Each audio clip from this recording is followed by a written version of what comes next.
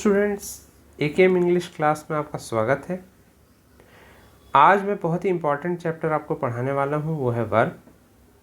Generally लोग verb के बारे में ये सोचते हैं कि वर्ब के 3 फॉर्म याद कर लीजिए या टेंस पढ़ लीजिए तो बोले वर्ब हमारे तैयार हो गए।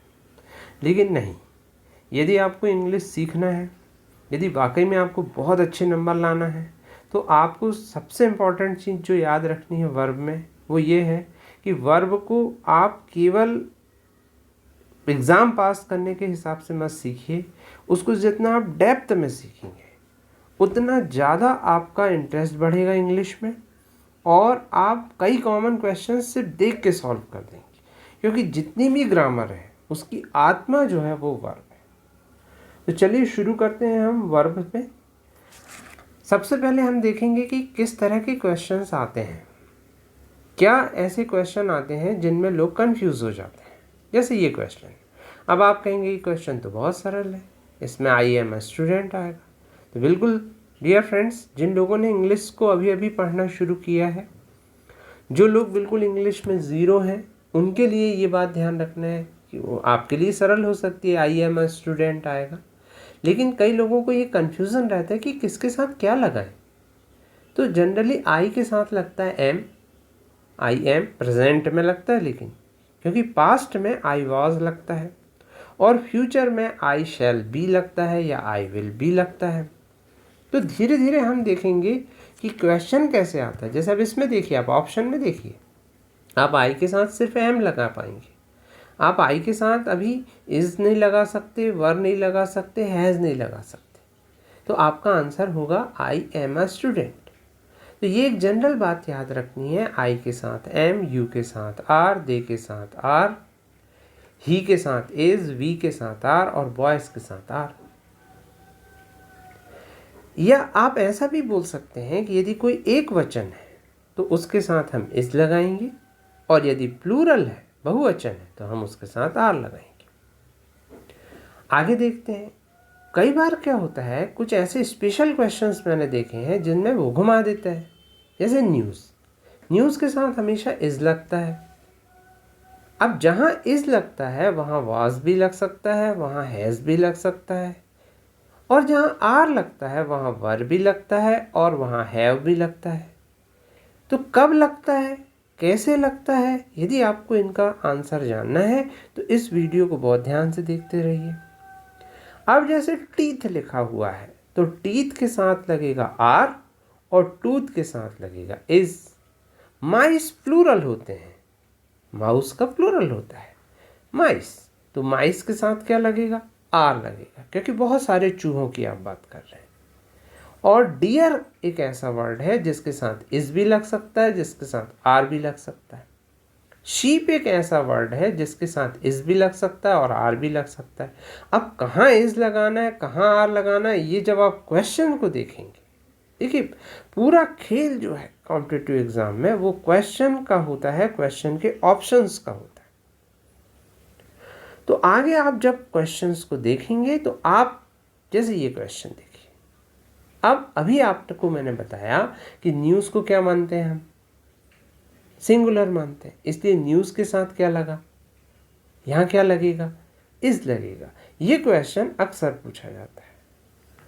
अब कुछ लोग रट लेंगे कि न्यूज़ के साथ इज लग रहा है, आई के साथ एम लग रहा है। नहीं, आप ग्रामर की डेप्थ में जाइए तो आपको पता चलेगा कि उसमें अभी बहुत कुछ ऐसा है जो एक ऑप्शन के कारण बदल जाता है, एक वर्ड के कारण बदल जाता है। तो न्यूज़ के साथ क्या देखा आपने, इसमें इज लगेगा। आगे बढ़ते हैं। अब देखिए अब आप क्या लगाएंगे। आई के साथ खूब रट लिए, एम लगता है, लगा दीजिए एम। क्या हो जाएगा, पढ़िए, आई एम अ प्रॉब्लम, क्या आप एक प्रॉब्लम है। अब आपको यहाँ लगाना पड़ेगा आई हैव अ प्रॉब्लम। क्यों लगाना पड़ेगा, क्योंकि जब यहाँ पर हम ऐसा बोलेंगे आई एम अ प्रॉब्लम तो ये बड़ी दिक्कत की बात है। ऐसा तो नहीं बोल सकते आई एम अ प्रॉब्लम, अपन यही बोलते हैं कि आई हैव अ प्रॉब्लम। हाँ, अब आपकी इच्छा होगी भैया आप अपने आप को प्रॉब्लम बता रहे हैं तो और एक अलग चीज़ हो सकती, लेकिन in general I have a problem ही सही रहेगा। क्योंकि जब हम मेरे पास की बात करते हैं, देखिए मैं एक स्टूडेंट हूँ, आई एम अ स्टूडेंट, लेकिन मेरे पास एक पेन है तो आई हैव अ पेन, मेरे पास एक बुक है, आई हैव अ बुक। तो दोनों में आप अंतर समझिए। अब वहाँ कोई आपको बताने के लिए नहीं बैठा है कि यहाँ आई हैव लगेगा, लेकिन अब इसी क्वेश्चन में देखिए, थोड़ा सा इधर देखिए, आई के साथ क्या लगा? Have you, have we, have they, have he, has, he के नीचे शी है, she has, people have, children have, police have. तो इनको आप अच्छे से याद रखिए, क्योंकि सबसे पहले दिमाग में ये आता है कि किसके साथ हैव लगाना है और किसके साथ हैज़ लगाना है। खासकर लोग कंफ्यूज होते हैं आई और यू को लेकर के, क्योंकि दिखते सिंगुलर है और लगता है इनके साथ हैव है। क्यों लगता है? क्योंकि ये भाषा की एक कॉमन बात है। जैसे हमारे यहाँ हम पिताजी के साथ क्या लगाते हैं? मेरा पिताजी जाता है ऐसा नहीं बोलते, क्या बोलते हैं? मेरे पिताजी जाते हैं। वैसे ही उन लोगों ने नियम बनाया है कि आई के साथ हैव लगाना है, यू के साथ हैव लगाना है, और ये नियम आज चलता है। यदि कोई आई हैज़ बोलता है तो ये गलत माना जाता है। आगे देखिए, अब इस वाक्य को देखिए, अब आप क्या बोलेंगे? आपको यही बोलना पड़ेगा, I am in a problem, मैं एक प्रॉब्लम में हूं। आप यहां अब इस वाक्य को और इस वाक्य को देखिए, केवल एक वर्ड का अंतर आ गया। यहां आप लगा रहे हैं आई हैव अ प्रॉब्लम, और यहां आपको लगाना पड़ रहा है I am in a problem. तो क्वेश्चन वो इसी तरह से पूछते हैं जिसमें आप रट कर नहीं जा सकते। आपको कॉमन सेंस लगाना होगा, आपको ये समझना होगा कि कहाँ आई एम, कहाँ आई हैव, कहाँ आई वॉज और कहाँ आई हैड। अब यदि हम पास्ट की बात करते हैं तो हमें आई हैड लगाना पड़ता है कि मेरे पास था तो आई हैड। आगे बढ़ते हैं तो क्या लगाया आपने इसमें? I am in a problem. बाकी के ऑप्शन में लगा के देखिए, I have in a problem नहीं हो सकता, I has in a problem नहीं हो सकता, लेकिन I was in a problem तो हो सकता है।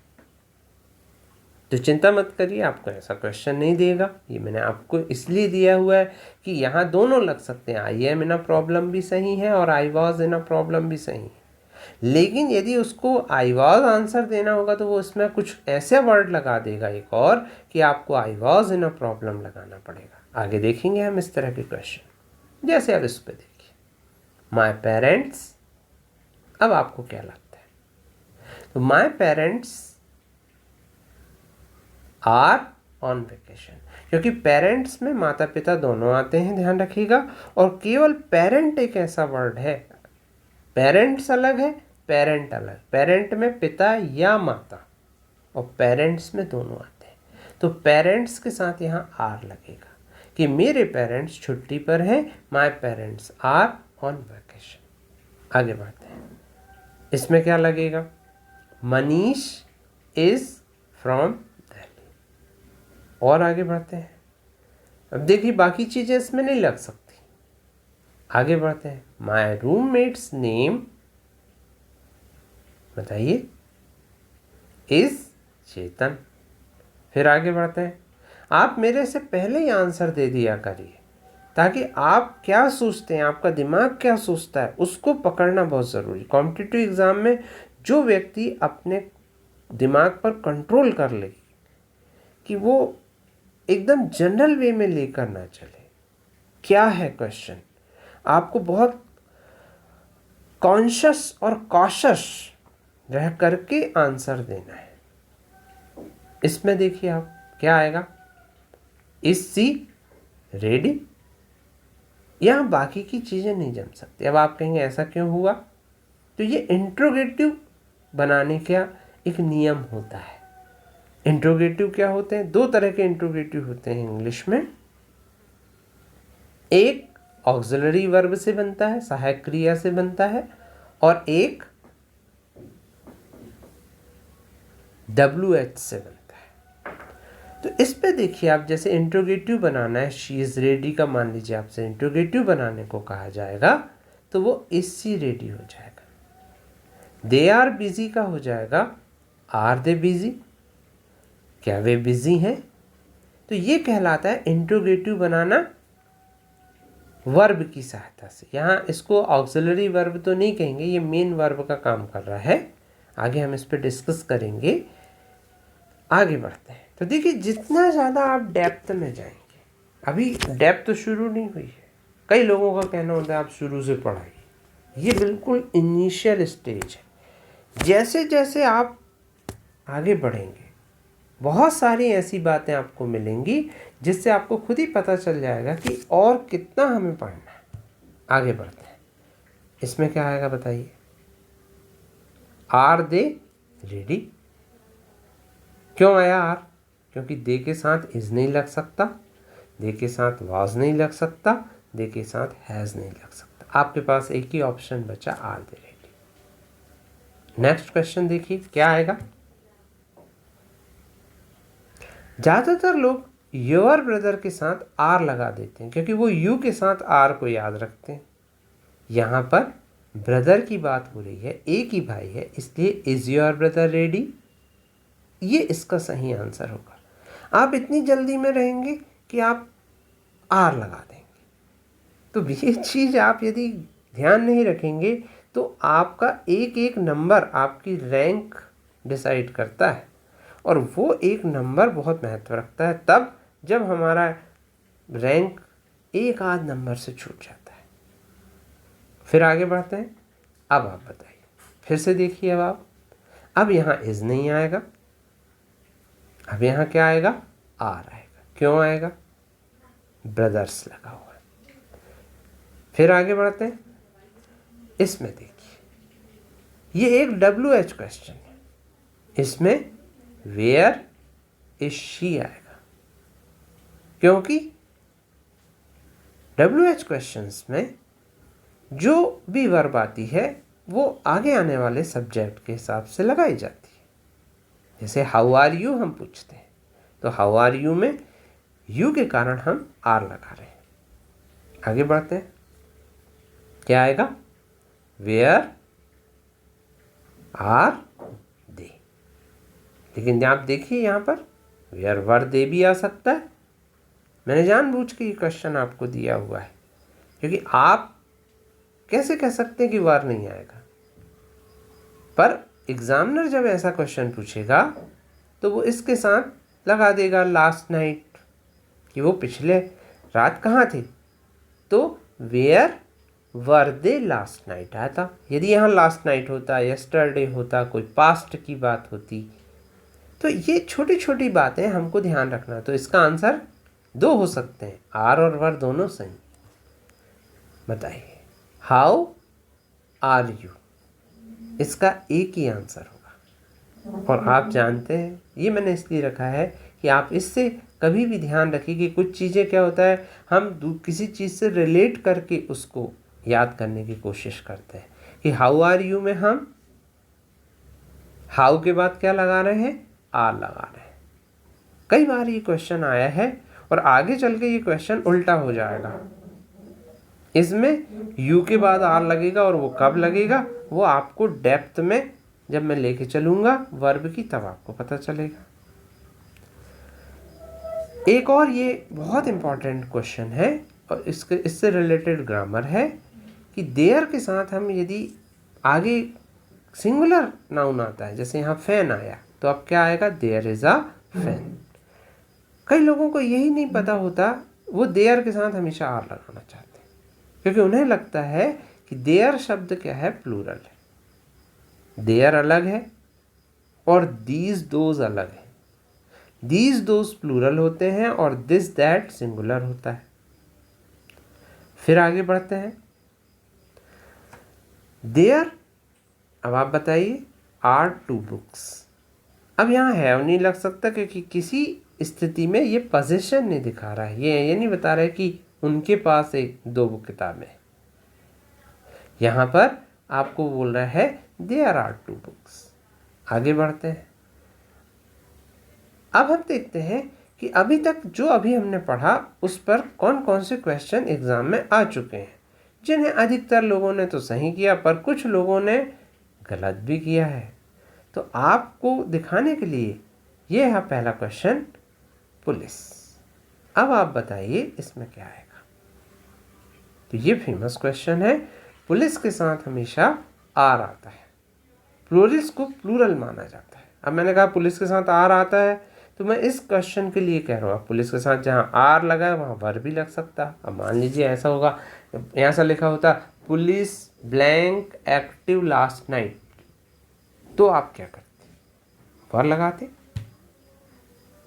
तो इस तरह से क्वेश्चन को घुमाया जाता है। अब देखिए इसको क्या आया।